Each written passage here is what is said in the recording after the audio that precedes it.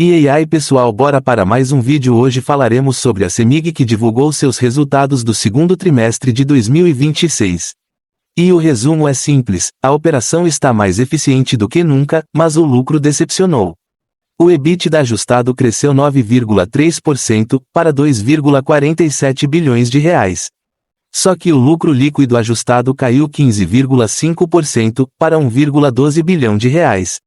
Vamos entender o que aconteceu. A receita líquida somou 11,16 bilhões de reais, uma alta de 3,4%, puxada principalmente pelo reajuste tarifário de 6,5%, que entrou em vigor no fim de maio. O EBITDA cresceu 8,8%, mas o lucro líquido caiu 20,4% para 945 milhões de reais. Outro ponto que chamou a atenção foi a dívida líquida, que subiu 58,3% em 12 meses, chegando a 19,36 bilhões de reais. Enquanto isso, os investimentos somaram 3,28 bilhões de reais no primeiro semestre, alta de 19,2% em relação ao mesmo período do ano passado. Olhando a evolução trimestral, a receita segue em uma trajetória consistente de crescimento. Mas o lucro ajustado, que era de 1,3 bilhão de reais no segundo trimestre de 2025, caiu para 979 milhões no primeiro trimestre deste ano e agora se recuperou parcialmente, chegando a 1,12 bilhão. E por que existe essa diferença entre o crescimento da receita e o desempenho do lucro? Basicamente, por dois fatores pontuais.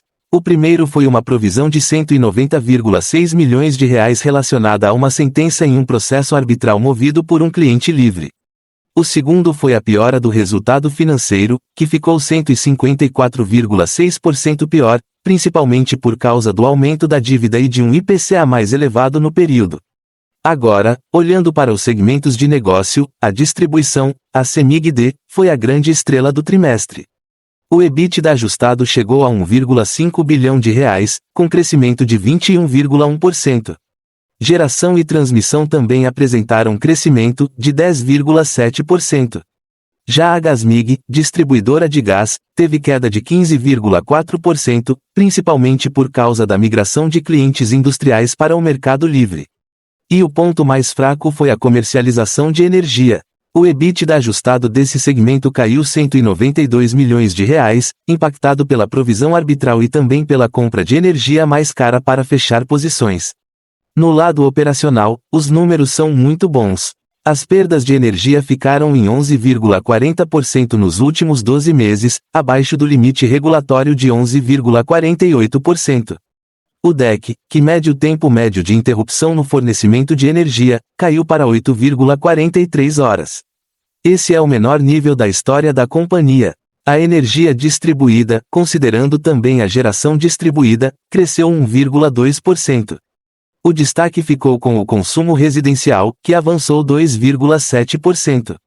A arrecadação também segue muito forte, chegando a 99,14%. E o Pix já representa cerca de 40% dos pagamentos. Agora chegamos a um dos principais pontos de atenção do resultado, o endividamento.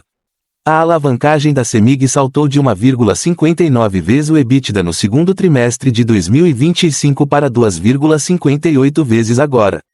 É um aumento expressivo em apenas 12 meses. A dívida líquida está em 19,36 bilhões de reais. A boa notícia é que o perfil dessa dívida continua alongado. O prazo médio é de 6,7 anos e 81% dos vencimentos acontecem a partir de 2029. Além disso, a companhia possui o rating de crédito mais alto de sua história, o AA pela Moody's.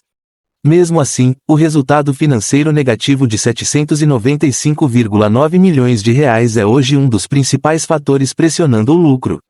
Ou seja, o problema não está na operação principal da CEMIG.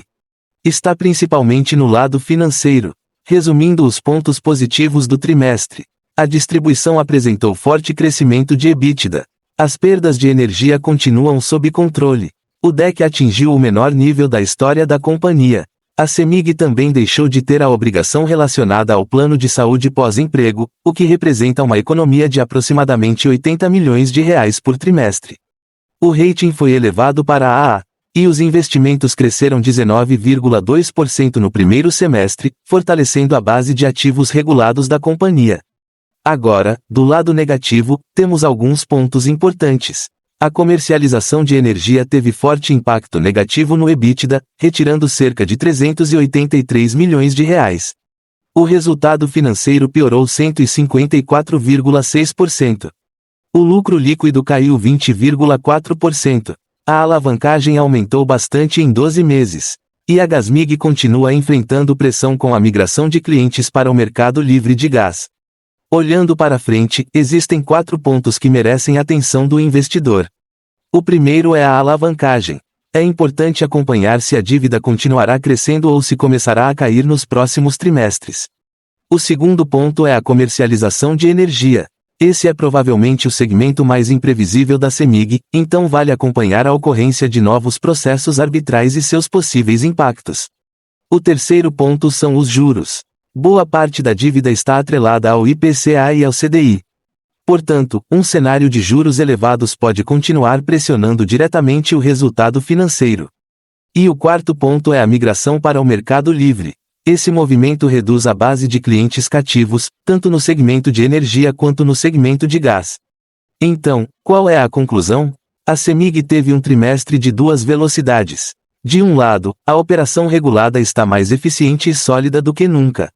As perdas estão controladas, o nível de qualidade do serviço melhorou e os investimentos continuam crescendo. Do outro lado, o lucro foi pressionado por uma provisão jurídica pontual e por um resultado financeiro mais pesado. Ou seja, os principais problemas deste trimestre foram financeiros e não operacionais. A tese de longo prazo, baseada principalmente em uma distribuição eficiente e em transmissão com receitas indexadas à inflação, continua de pé. Mas a alavancagem crescente merece atenção. E para quem busca renda, o dividend yield de 11,78% em CMIG4 continua sendo um dos mais elevados do setor elétrico. Agora vamos falar de valuation. No mercado, CMIG4 fechou o semestre cotada a R$ 10,87, acumulando valorização de 2,86% no ano. O valor de mercado da companhia está em aproximadamente 35,6 bilhões de reais. Para estimar um preço teto para a ação, podemos utilizar o método de Bazin. A lógica é simples, pegamos o dividendo pago nos últimos 12 meses, de aproximadamente R$ 1,28 por ação, e dividimos pelo yield mínimo que estamos dispostos a aceitar. Utilizando um yield mínimo de 6%, chegamos a um preço de aproximadamente R$ 21,35 por ação. Isso fica bem acima da cotação de R$ 10,87. Pela metodologia, teríamos uma margem de segurança próxima de 49%. Mas aqui existe um detalhe muito importante. O método de Bazin olha principalmente para os dividendos passados. Com o lucro em queda neste trimestre e a alavancagem aumentando, não podemos simplesmente assumir que os próximos 12 meses terão exatamente o mesmo nível de distribuição. Por isso, os R$ 21,35 devem ser tratados como uma referência de valuation, e não como uma recomendação de compra. O mais importante é combinar esse indicador com a análise dos lucros, fluxo de caixa, endividamento, dividendos e perspectivas futuras da companhia. No fim das contas, a CEMIG entregou um trimestre operacionalmente forte, mas financeiramente mais pesado. Agora o investidor precisa acompanhar se o aumento da dívida será temporário ou se vai se transformar em um problema estrutural. E é justamente isso que pode definir os próximos capítulos da tese de CMIG4.